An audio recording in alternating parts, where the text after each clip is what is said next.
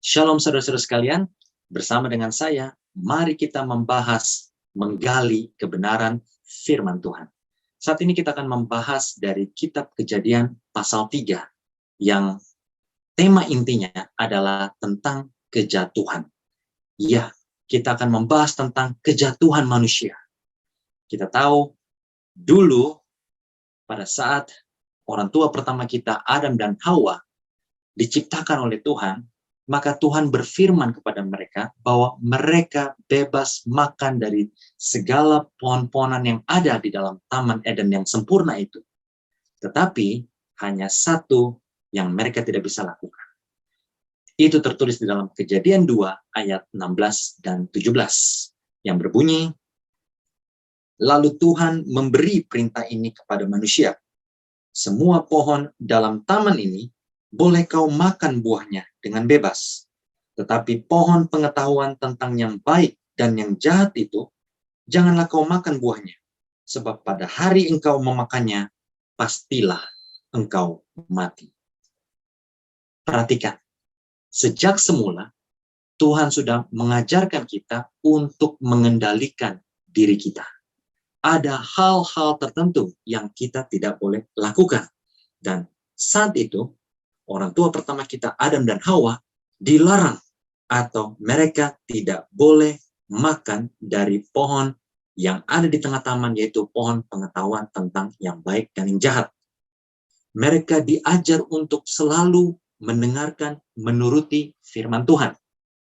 Tetapi kita tahu semuanya, mereka pada akhirnya gagal. Tetapi saat ini kita bukan hanya mempelajari tentang kejatuhan orang tua kita tersebut, tetapi bagaimana kasih Tuhan tetap berlaku kepada mereka dan bahkan kita semuanya yang adalah keturunannya. Kita semua umat manusia.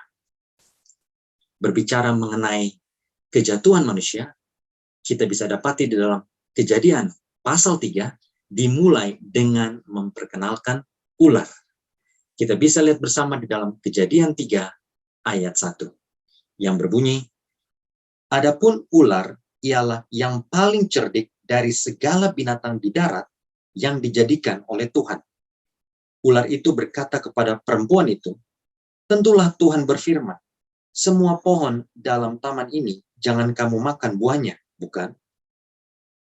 Ular telah dijadikan media oleh setan untuk menipu Hawa. Tidak terlihat sebagai musuh Tuhan. Dan ular juga suka mengutip firman. Ular mencoba untuk mengutip perkataan Tuhan kepada Hawa. Dan kita tahu bersama pada saat Yesus dicobai, setan juga mengutip firman Tuhan. Itu artinya, iblis adalah oknum yang suka bukan hanya menggoda, tetapi menipu, memperdaya manusia.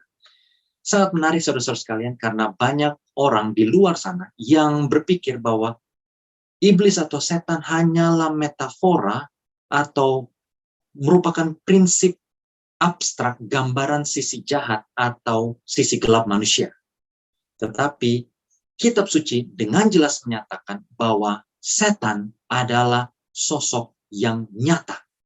Setan telah menipu banyak malaikat di surga, dan setan yang sama juga menipu orang tua kita yang pertama, Adam dan Hawa. Iblis itu adalah pendusta, karena bahasa asli daripada iblis adalah kebohongan. Iblis telah menipu Hawa dan bahkan banyak manusia sepanjang zaman. Dan lalu, bagaimana dengan kita? Bisakah kita diperdaya? Tentu sangat bisa. Tetapi kalau kita memiliki firman Tuhan, Alkitab, maka bila mana kita membaca keseluruhan firman dan dengan kuasa doa dimampukan untuk mengerti apa yang dimaksud oleh Tuhan dalam firman-Nya, maka niscaya kita bisa melakukan apa yang benar-benar Tuhan kehendaki supaya kita lakukan. Kembali kepada kejatuhan. Di sini kita perhatikan bahwa setan bicara serupa dengan firman atau mirip dengan perkataan firman Tuhan. Itu artinya pemahaman firman dengan cara sederhana sangatlah diperlukan. Bila mana Tuhan katakan jangan berbuat sesuatu, sesederhana itu harus kita turuti. Tafsiran yang rumit, apalagi bertentangan dengan ayat-ayat yang lain yang berhubungan, haruslah kita mewaspadainya. Lebih lanjut, setan bahkan dari semula sudah menawarkan doktrin keabadian jiwa. Tetapi ular itu berkata kepada perempuan itu, sekali-kali kamu tidak akan mati. Tetapi Tuhan mengetahui bahwa pada waktu kamu memakannya, matamu akan terbuka, dan kamu akan menjadi seperti Tuhan, tahu tentang yang baik dan yang jahat. Saudaraku, saat ini kita bisa jumpai di mana-mana, jumpai di berbagai ajaran agama, bagaimana dikatakan manusia akan hidup abadi. Bahwa bila mana manusia mati, maka rohnya akan gentayangan, atau jiwanya tidak pernah benar-benar mati. Bahkan bila mana seseorang mati, dia bisa saja langsung naik ke atas surga atau di neraka. Yang artinya, manusia tidak pernah benar-benar mati. Ajaran seperti ini sudah ada dikabarkan ke dunia sejak zaman orang tua kita, yaitu Adam dan Hawa. Setan menawarkan keabadian jiwa. Dan uniknya, hal itu bukan hanya di luar sana, tetapi bahkan sudah menyusup ke dunia kekristenan. Lalu bagaimana dengan pemahaman kita? Bila mana saudara-saudari dan saya mempercayai tentang keabadian jiwa, maka itu akan mempengaruhi cara berpikir kita. Tetapi bila mana kita percaya bahwa kesempatan bagi kita untuk bertobat, supaya kita bisa diselamatkan, adalah pada saat kita hidup saja, maka kita akan benar-benar mau hidup untuk Tuhan selagi kita masih hidup. Kembali kepada topik kita, kejatuhan. Kita tahu bersama, Hawa memakan buah yang dilarang oleh Tuhan, lalu memberikannya kepada Adam, sehingga Adam juga memakannya. Lalu kemudian mata mereka terbuka, mereka tahu bahwa mereka dalam keadaan berdosa, dalam keadaan telanjang, dan pada akhirnya mereka menutupi diri mereka dan bersembunyi dari Tuhan. Lalu kemudian Tuhan bertanya di dalam Kejadian 3 ayat 9 yang berbunyi, tetapi Tuhan memanggil manusia itu dan berfirman kepadanya, di manakah engkau? Saudara-saudariku, Tuhan tahu apa yang Adam dan Hawa sudah lakukan. Tetapi Tuhan memanggil mereka, mengatakan di manakah engkau? Bukan karena kebutuhan Tuhan. Tuhan tahu apa yang mereka telah lakukan. Tetapi Tuhan mau memanggil Adam dan Hawa supaya menunjukkan bahwa mereka telah berdosa. Tuhan mau supaya mereka mengakuinya. Tuhan mau supaya mereka memiliki rasa bersalah. Tetapi apa yang terjadi? Sangat disayangkan. Mereka menghindari tuduhan tersebut dan bahkan mereka saling menyalahkan satu dengan yang lain. Dan uniknya, pada saat Adam ditanya, apakah engkau telah memakan buah yang telah kularang engkau untuk memakannya? Apa jawaban Adam? Perempuan yang engkau telah berikan kepadaku, dialah yang membuat aku memakannya. Artinya, saudara-saudara, secara tidak langsung Adam bahkan menyalahkan Tuhan yang telah memberikan Hawa kepadanya. Luar biasa. Bagaimana dengan saudara-saudari dan saya?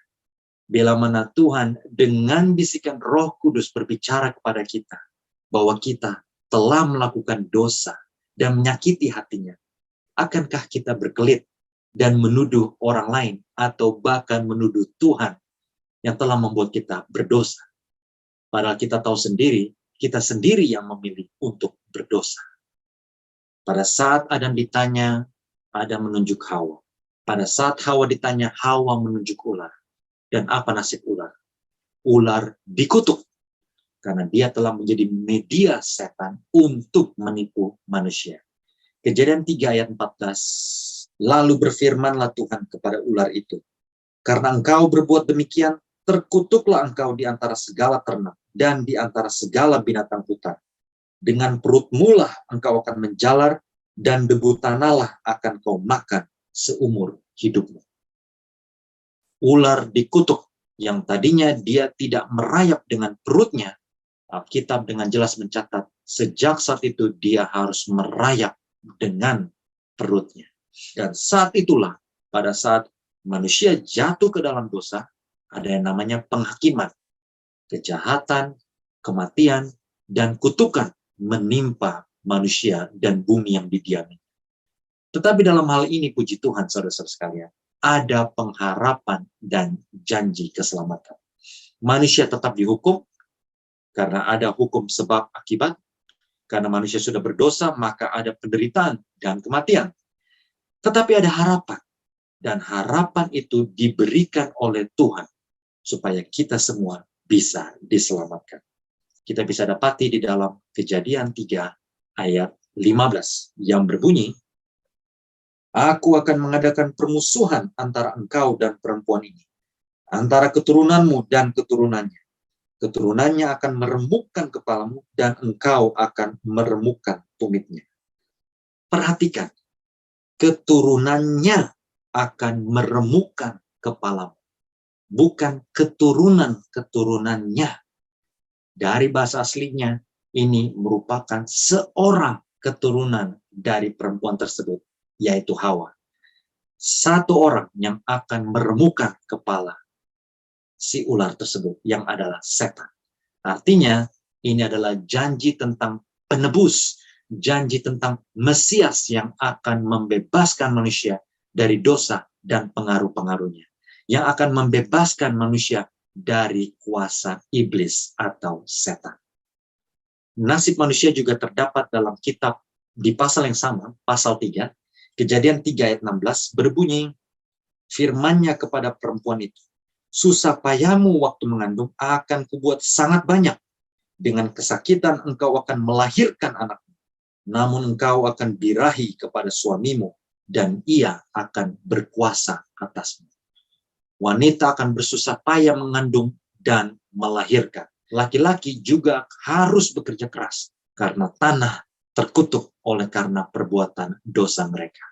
Itu semua tercatat dalam Kejadian 3 ayat 17 yang berbunyi, lalu firman-Nya kepada manusia itu, karena engkau mendengarkan perkataan istrimu dan memakan dari buah pohon yang telah kuperintahkan kepadamu, jangan makan daripadanya, maka terkutuklah tanah karena engkau.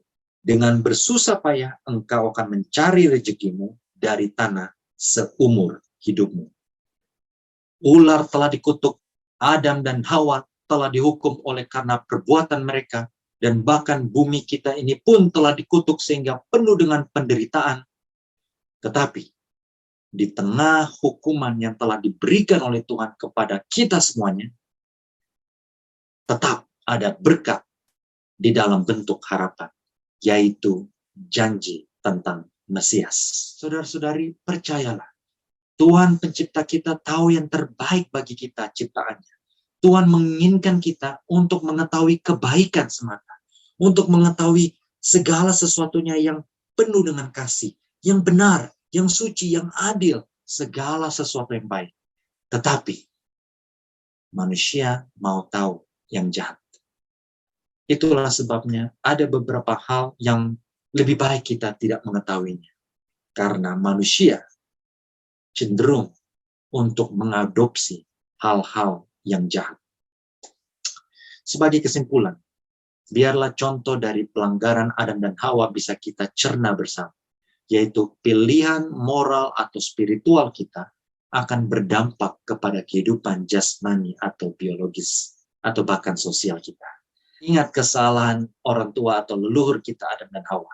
Oleh karena pilihan moral atau spiritual yang salah, di mana mereka telah memakan buah yang dilarang oleh Tuhan, maka kehidupan mereka akhirnya menjadi fana, dan akhirnya mereka menjadi menderita, dan akhirnya kita semua menjadi menderita, dan itu semua mempengaruhi jasmani kita. Karena kita tidak bisa menikmati buah dari pohon kehidupan kembali. Dan bukan hanya dalam hal jasmani kita, dalam hal sosial kita pun akan berpengaruh banyak. Ingat, Hawa dijadikan oleh Tuhan bukan untuk dikuasai laki-laki. Tetapi karena Hawa telah diperdaya oleh setan pada mulanya, maka hukuman bagi Hawa atau perempuan juga adalah bahwa perempuan harus tunduk dalam kuasa laki-laki. Mari kita jalani masa penghukuman ini dengan penuh pengharapan dan tanggung jawab. Mari, jangan gagal kali ini. Percayalah kepada Tuhan. Lakukan perintahnya. Dan jangan pernah mendengarkan setan yang selalu membujuk kita, menawarkan suatu hal seakan-akan ada yang lebih baik daripada apa yang Tuhan mau untuk kita perbuat. Kiranya kita selalu setia mendengarkan firman Tuhan, dan kiranya kita mau hidup untuk bertanggung jawab di dalam hidup kita ini. Laki-laki, ingat, sebagai kepala keluarga, jangan semena-menakan istri. Istri, tunduklah kepada suamimu sama seperti engkau tunduk kepada Tuhan. Mari kita jalani tanggung jawab kita bersama, dan kita belajar banyak dari kegagalan orang tua kita, dan biarlah kita lebih mau setia, lebih percaya kepada Tuhan, dan mau melakukan segala sesuatunya sesuai dengan firman Tuhan. Tuhan memberkati.